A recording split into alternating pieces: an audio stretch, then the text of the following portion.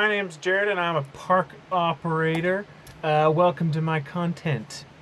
What is this channel that you've happened to find? Well, the treasure is what you found. Me, all me, and stuff that I do. So I'm a park operator. It says so on my name, on my hat, my badge. So what do I do? What are you guys in for? Well, lucky for you and me, I am the marine park operator. So that means out of all these sites, there are a bunch of sites that are only accessible by boats. So I go between those, hopping over on my boat, and I clean them up. I talk to the people who are there. I collect fees.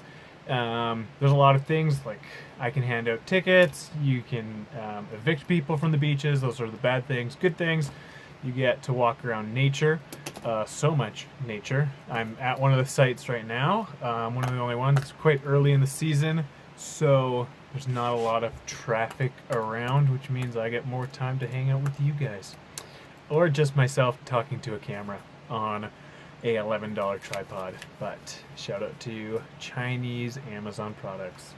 I owe you. I paid you. Buzz off. Okay, so getting more into who I am. I've been here for a total of 3 weeks now, so you could call me an expert. I don't know much about my job or what I'm doing here, so really we get to learn together. But I do like kicking people off beaches. I like driving boats. I like trees. I don't really like trees, but I like them a little bit, so that counts. So park operator. What does a park operator even do? Still figuring that out myself.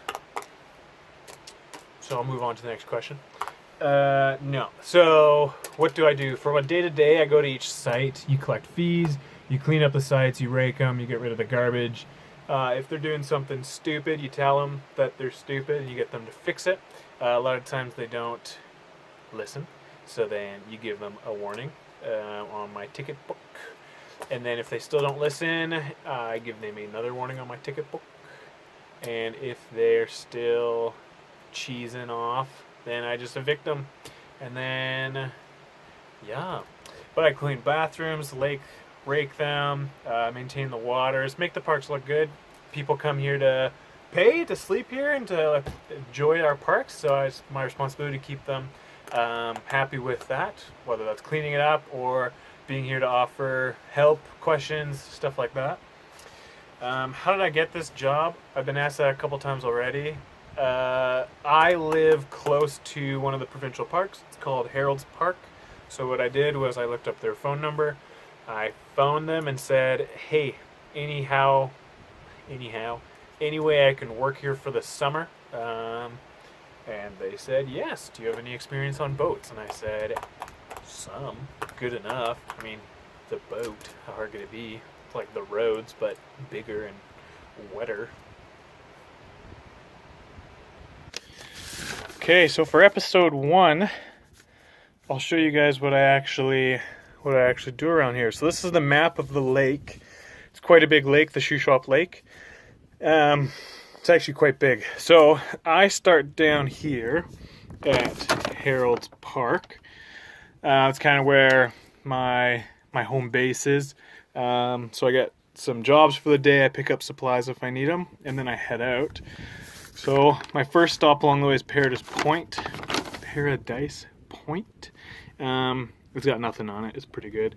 And that's about like a 4-minute drive just from there to give you some context. From Paradise Point, I come all the way down along past this gas station that I've never used to Hungry Cove. Hungry Cove is a good one. A lot of houseboaters, they start right here in Sicamous, and they just kind of come right up here for the first night or for the last night.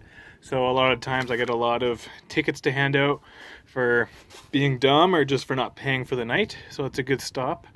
All the money that we collect is actually just barely covering my costs for working, and then gas and the boat insurance and the boat maintenance and then the tools to fix things. So don't you get up in arms with me about the night. It's $20 a night, in case you're wondering. It's actually really good. And you only have to pay if I catch you. So I come out every day to catch y'all. From Hungry Cove, I jump up to Hermit Bay. That's a nice one. Usually no one is ever there, so that's a good one to take breaks on. From there, I swing by Tillis. There's some good cliff jumping there, but not for me because it's too scary. I head on over to Marble Point. This is the biggest one. They've got about 16 sites, 4 bathrooms, so B. So that's a good one. It takes a lot of time. That little fig right there is a little lighthouse. It's pretty cute. You'll probably see it coming out. After doing that, I've yet to see anyone at A-Line Hill, so I don't usually even go there. I just kind of look across the lake. I jump up to Swall. It's a cute one near some moss rocks. And then I go to the Cinnamoosin Narrows Park. There's a couple up here that I talk to, resupply, see if I need anything, see if they need anything. We usually chat, and the wife that lives there is a good cook, so they usually make me a treat, which is awesome, and yeah, no, they're a lot of fun. From there, I head up to Anstey View. That's the one that we're at right now. Look, here we are, Anstey View. This is a nice site, pretty private. I head over to Roberts Bay. It's a cute little one, twin bays, 4 mile, all the way up to Anstey Beach, down to Rendezvous, and then on my way back down, I go to every single one again, clean them up, get the toilets, collect if I need to, so that's what I'm doing right now. I'm on my way back down, so I came up here this morning, stopped at 4 Mile, talked a bit, went to Anstey. There's nothing there to show you guys. Passed by Rendezvous, and now we're at Anstey, going over the map. Yeah, it's pretty good. It's a big lake. From Harold's to the Narrows, if I just drive without stopping, it's about 40 minutes, if that gives you perspective. So about an hour and a half to the top, but with stopping along the way, it turns into about, like a 4 or 5 hour, kind of just stop and go. And then when sites need cleaning, when sites need garbages, when I have to hand out tickets for people jumping off their boats naked, it adds up. So this is my home. This is my country. Yeah. Okay, so it seems like no matter where I go, there's glare on my glasses. I've tried a bunch of different spots. No sun, all sun, half sun, angled, nothing. So I'll figure that out for later. I guess we'll just keep it as it is. So I'm thinking for these videos, I'm just gonna take you with me on my day-to-day. This job's solo, so it will just be me. And I thought bring a camera, record some clips. If it's funny, it's funny. If it's not, you're lost. At least I still got to talk to someone. And, maybe that makes me even crazier. And talk to me, because there's only me. Only ever me out here. And the odd fly